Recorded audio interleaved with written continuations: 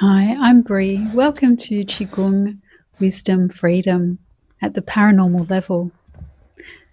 I was practicing Qigong and I stopped my practice and I went to make some tea. I boiled the kettle and then I noticed my water had boiled, but the power point was not turned on. I was surprised because this is the first time that it's happened. And I tested again. I filled up the kettle again with new water. I grabbed my camera to record and I recorded again the kettle boiling, the full jug of water without any power coming from the power socket, our field.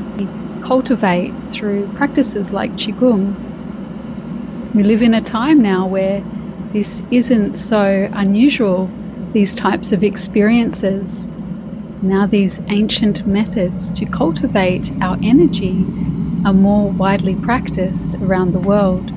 We are much more than the body, beyond mind. Classic physics no longer stands. We need to look at the quantum realm.